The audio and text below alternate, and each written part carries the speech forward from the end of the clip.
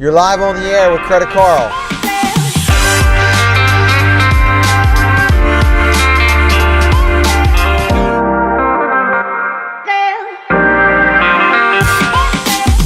So, Scott, you were at NugaCon when I was speaking, and at NugaCon I talked about 5 different types of other people's money, okay? And there's a chronological order to it.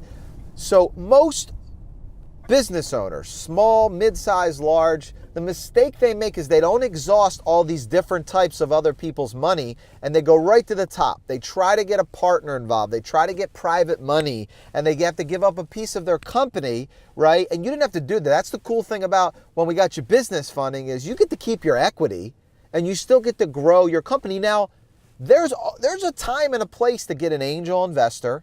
There's a time and a place to get private money, a venture capitalist in to get your business to the next level.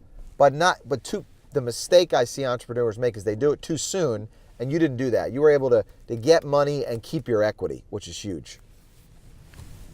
It's huge, right? And we make all types of decisions as business owners, sometimes, in my opinion, out of fear. I mean, we got a lot on the line. We got everything on the line. So we will sell parts of our companies in equity, or we'll do types of things for that based upon that fear. And you're exactly right. We didn't have to give up any of our hard-earned equity or business or percentage of our company due to you guys, and it was in a timely manner. And that's a lot of peace of mind on our end as well. Right. And that is a valuable point to us. Very made.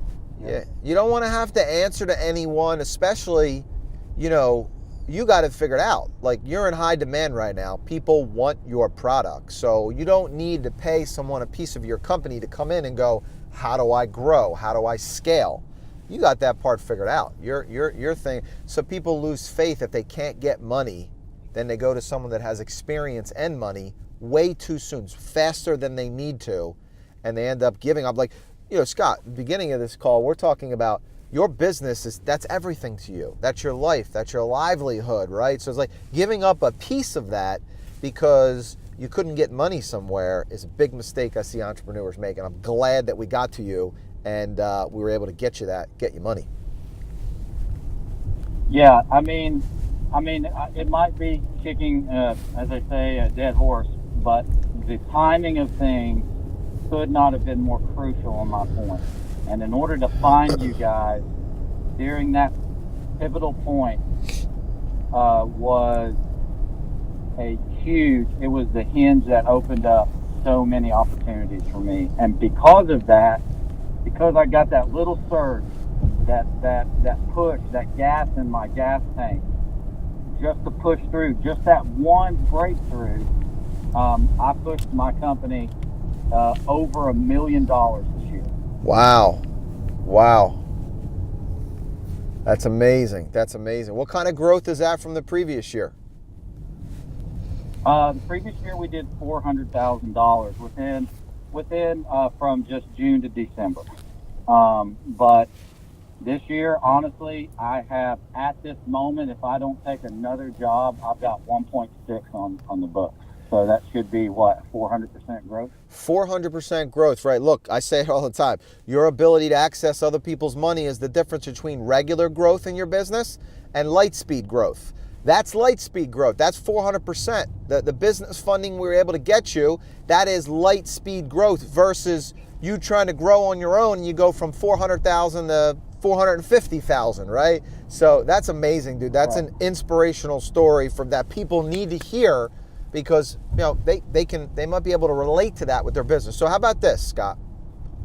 Let's leave the audience with this, because I get asked this question all the time. So how are you able to handle the risk involved? Like, somebody just asked me on a podcast, they said, how do we get people to leave their corporate America job and start a business? And I said, well, not everybody should do that, because there's just so much, emotional, financial risk involved. It takes guts. So what's your advice to someone like that maybe has already left, has a business, and they're trying to grow it, but they feel like, man, how do you handle risk in your business to grow? That's a fantastic question. And I wish I had a universal answer that was just beyond and everybody could take it and everybody would be successful. But in my opinion and my experience, there's two characteristics that have kept me in the game. One is you got to know that you know that you know that you were built for this. There has to be that inward gut feeling drive. Mm-hmm. You know, not an option, not a try. Like, you got to know that this is something, this is your dream, this is the depth of you. There's a calling. And the second thing is literally just consistency.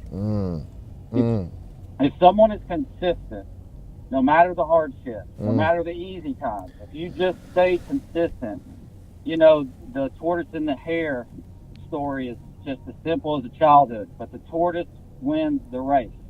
And you just stay at a pace. You just keep your head up. You just keep driving. And I know all this is very simple, but it is just, sometimes the truth is just simple. You know, there's just not an all-in answer. There'll be different conditions. There'll be different obstacles for all of us, as all of our businesses are different. But if you will stay with your calling and you will stay consistent and you will hang in there and you keep positive and you keep your hope and you keep things going, burn, you will find something on the inside of you that you were meant to do, and there's a satisfaction in there, and there's just something that fulfills you. And you just got to find that passion and that love. Yep. And you do whatever you have to. You do whatever you have to make that happen. I love it. I don't need to recap, but I think I do. I mean, consistency, I 100% agree. Regardless of how the ups and the downs and the wins and the losses, you got to be consistent. You got to do the same thing over and over and over again. You got to always be evolving. So consistency is huge. And also, like you said, you got to feel it in your gut. Like, when I got done talking at NugaCon, one of the first people that came up to me was Coach Burt. And he grabbed my hand and he wanted to look me in the eye and he said, Credit Carl, you speak with such conviction, man. And the reason I do, right, that's not like a rehearsed thing. Like, I truly believe that, you know, I'm helping people. We're building their credit, and then they're using credit to get access to business funding like yourself, to grow their revenue, have light speed growth in their business. And I believe it in my heart and my soul. I believe it, you know. It's the foundation is credit and then getting access to other people's money. Because guess what, Scott? Here's what's going to happen. Now you're going to do 6 figures for 7 figures for the first time because of this cash flow gap that you filled. What you're going to be thinking about in 2020 or at the middle of this year, you're going to go, how do I get to 3 million? How do I grow my money? How do I get to 5 million? How do I get to 10 million? And the answer, right, besides you and your conviction and the jobs you have lined up, is OPM, other people's money. That's what we're talking about. So, well, I can't find anybody out there who's something. And man, gentleman or woman, if you're out there and you're self-funding, I congratulate you. I think you are a phenomenal person, and you're in the low 1%. You have an advantage, and you are a blessed person. But for the rest of us, we cannot do this all on our own. We are not all powerful and all resourceful, and we have to team up and find businesses like yourself and myself and me, and we've got to, you know, use our strength and just be part of this amazing opportunity called business. Yep. And you've just got to do whatever you can. And finding you, and I know this is your show, and it's your show, Scott. It's your show. It's your show. But I'm being sincere. Finding you was a major part. It was important, and it had incredible value, and it allowed us to achieve something that we were facing that we did not know we could achieve. I love it.